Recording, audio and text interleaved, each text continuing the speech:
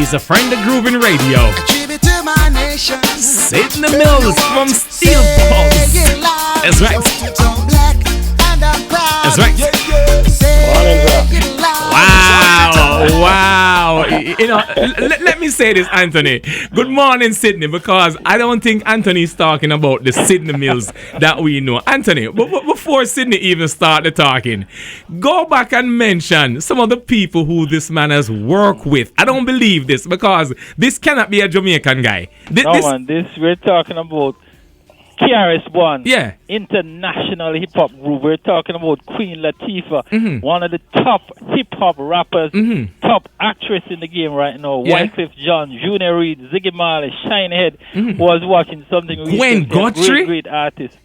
Gwen Guthrie. We're talking about Platinum Kids, Shaggy, Shabba, Luciana, the Never Brothers, great group. Frankie Paul, Big Mountain. Of course, the most booked reggae group. Sophia Brown, Super Oh Cat, no, so. this is not the Sydney Mills that we know. Good morning, sir. How are you? Good morning, friend. Good morning, Groovin. Morning, Sydney. How you doing, boss?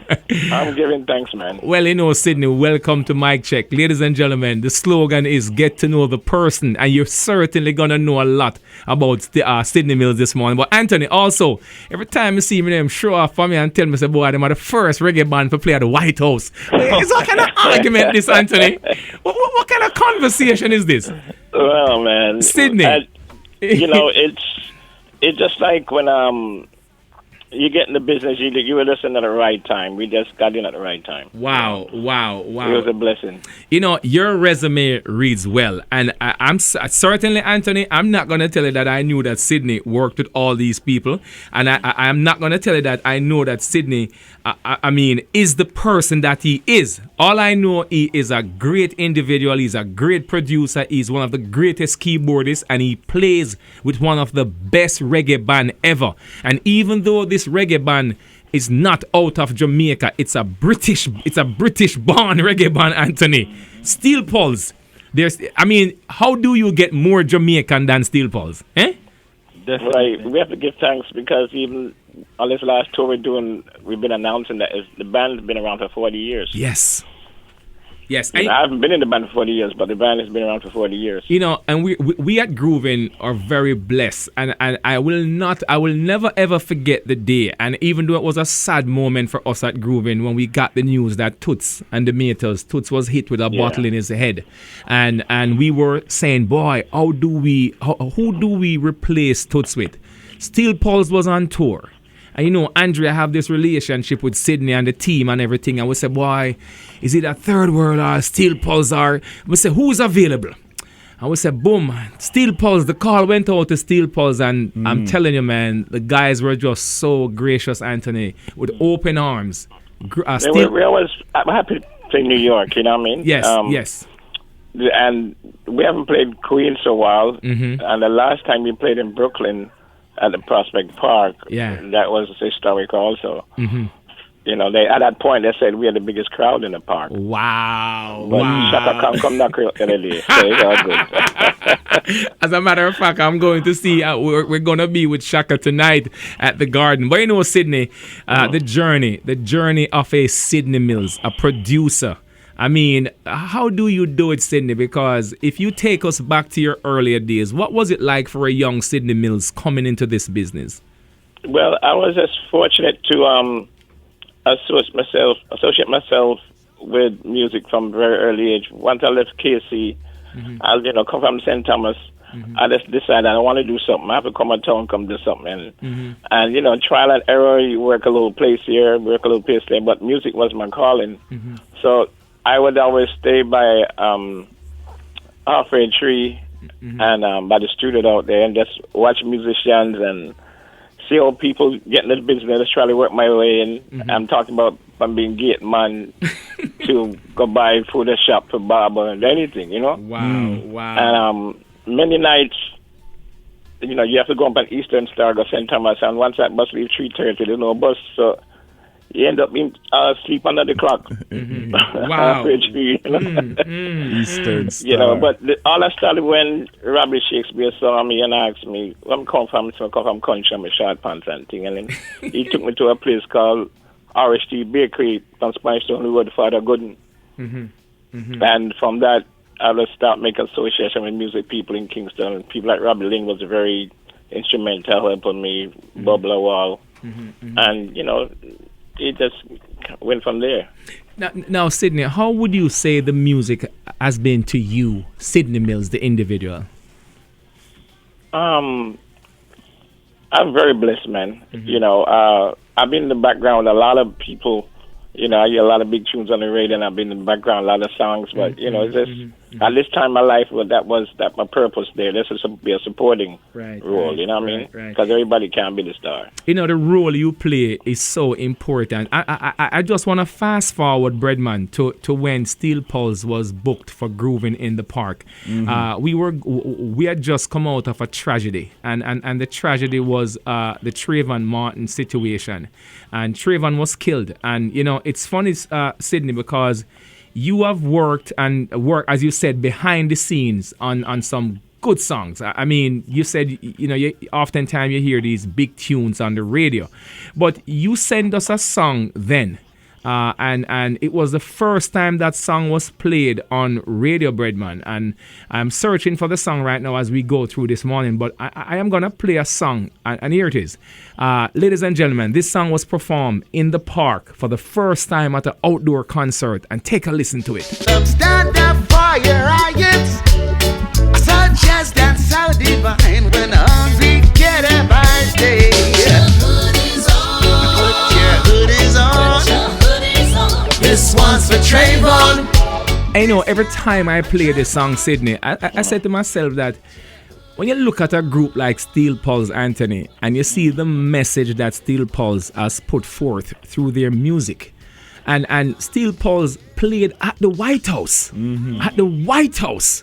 I mean, oftentimes we say messengers like Steel Pulse don't rub shoulders with certain people, but they played at the White House. Sydney, tell us about This One Is for Trayvon before we get to the White House gig. Well, you know about Rich Steel Pulse is always doing social messages, you know, yes. And talk about the oppressed, you know, and when this situation happened, we were on tour, and we actually did the basic track in the club where we were sound checking.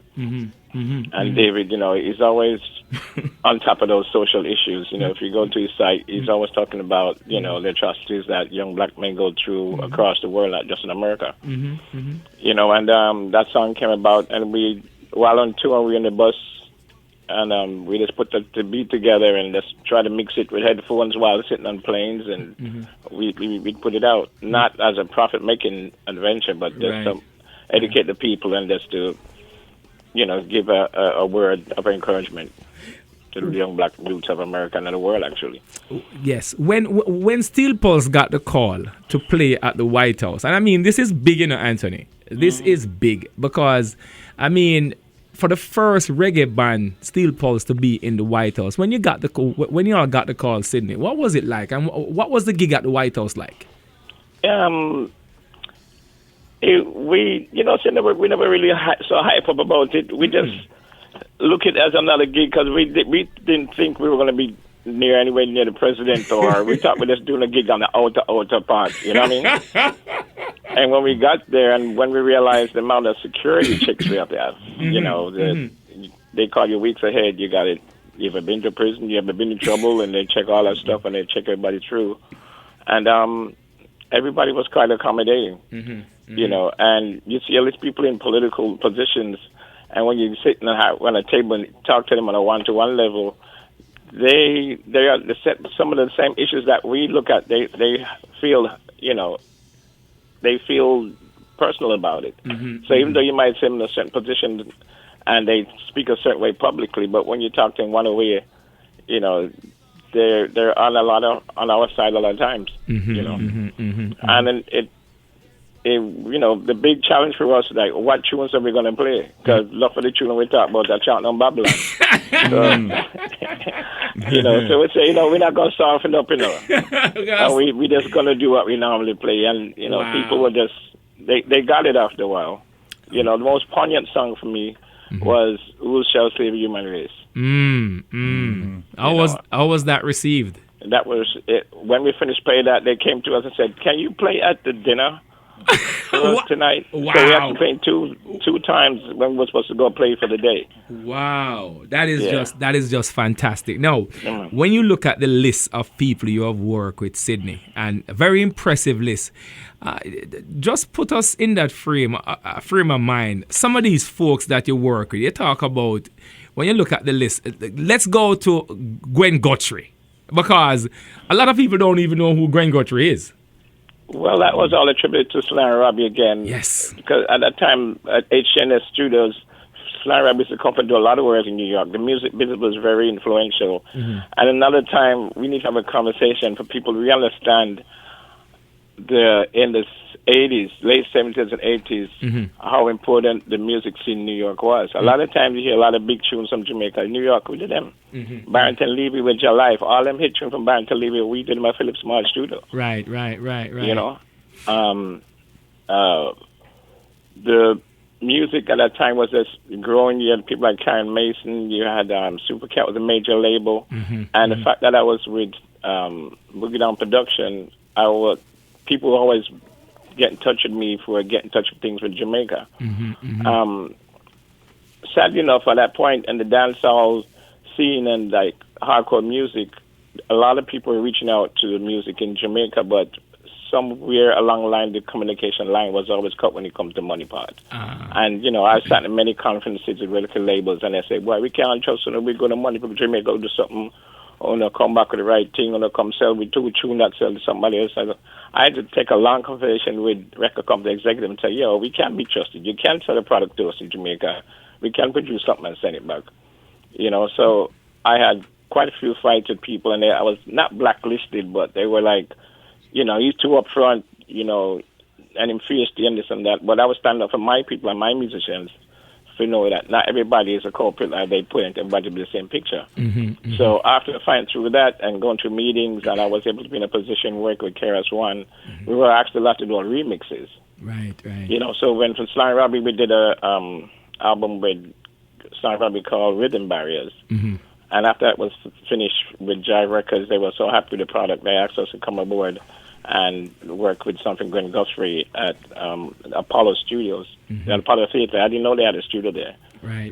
And she was just beautiful, man. Wow. Ain't nothing going on but the rent. Such a great woman, to the fact where we did the album with a few songs I played on, and when the album came out, I wasn't credited.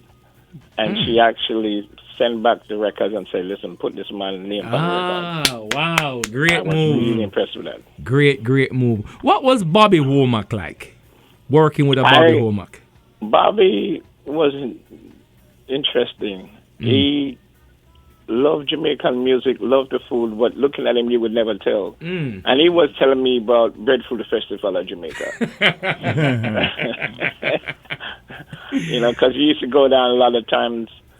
He was associated with Ronnie Wood from the Rolling Stones. Right. And the Stones always hung out in Jamaica with Peter Tosh up in Portland and those places. And I was working with a label in New Jersey, and he was part of the project, and that's how we became affiliated and started working together. You know, so they called me the little Jamaican friend, and every time I came to the studio, they asked me if I have nothing green. I mean, I don't know nothing green. You have a $20 bill. You have a $20 bill, right? So, you know, I set the bar straight and say, yeah, that's what I do. I do music. And, you know. Wow, ladies and gentlemen, if you're just joining us, we're chatting with the one and only Mr. Sydney Mills, keyboard extraordinaire, producer extraordinaire from the group Steel Pulse. 1 foot in the grave, full step to take. Who sowing tears shall reap in joy.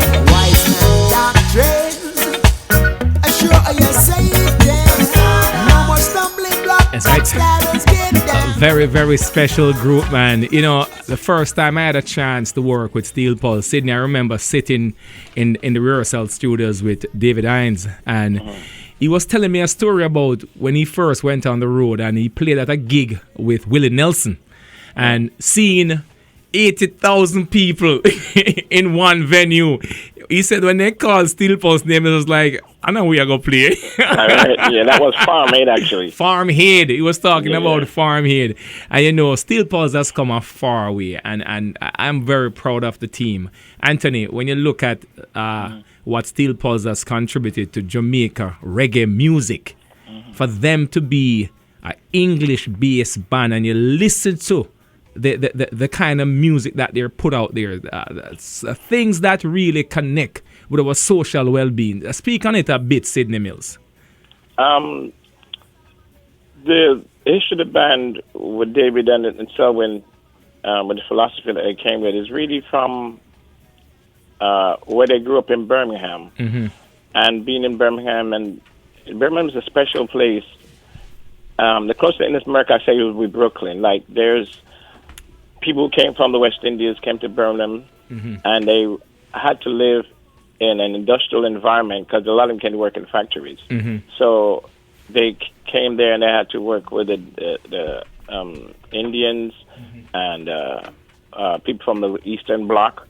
So everybody had to match up their own place to live and how to try to live together as a community. And them seeing Jamaicans and West Indians who come there to live, and our lifestyle was different. You know, a lot of people don't know this, like, and I've been told to me many times, in the early 50s when our parents went to England, a lot of people would never really be 2-3 times a day. I know it might sound weird to you right now, but it's just like how our upbringing, when we come from the Caribbean and we brought to England, how it affected how people live. And people look at it as different because the man said, no, if me will work, may have to be it. So even water in to get the places where they lived was an issue. And there was people who was fighting for these things. And it became like a chain reaction, like life and liberty just had something they had to just fight for every moment, every move, the rations of the food they used to get, that kind of thing. And then it came down the line as society progressed and more people became more affluent and educated. Our pride just took us through. All of that came to when it came to David and his counterparts to go to school to get education. They were getting like not that much really. You know, they had to pay for a lot of stuff. And then when the free social education thing came in, other nations would get preference. So you find that a lot of West Indians and blacks were sent to certain schools, and they were taught certain things. So here we come from the Caribbean, and we talk about slavery, and the education standard wasn't talking about that. So there was a fight for us to learn our history.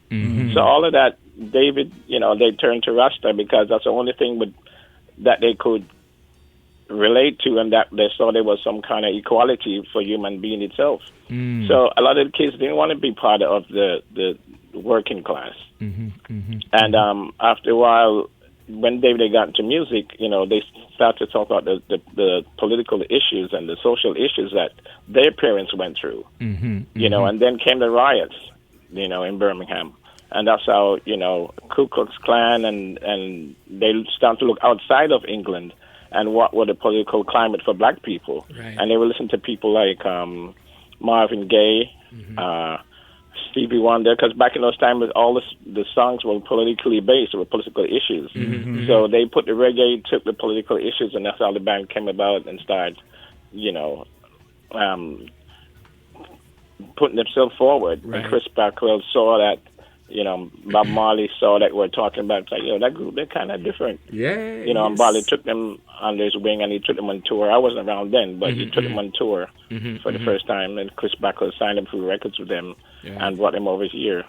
And then they saw the social injustice was happening in Philadelphia, what was happening, the Watts riots and all that, and they kept talking about it, and that's where we are today. 40 years, Anthony. That's a long time. I am shocked. That piece of information shocked me for how long Steel Pulse has been around. But speaking of Gwen Guthrie, Breadman, and listeners, for those who want a little taste of Gwen Guthrie, we're getting ready for the best time of life. I'm gonna take you on a trip.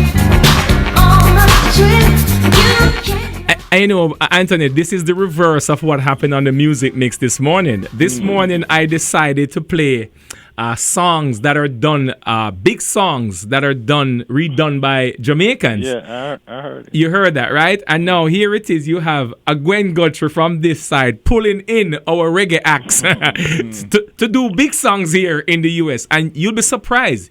You'll be surprised. Yeah, well, back in the 80s, there was a lot of disco music that was produced by Jamaican producers. I mean, at the time, you know, Sly Robbie also with Grace Jones. Right. You know, you had Denway Morgan, one of the biggest disco hits today. Yes. We all played a role. Boys, Sydney, when you look at the journey, and if you have to sum it up, because when we come back on the other side, as a matter of fact, before we even get to the top of the hour, you're working on some new music. You send me some new music. I am going to drop one right now, and I want you to speak a bit on it before we get up to the top of the hour.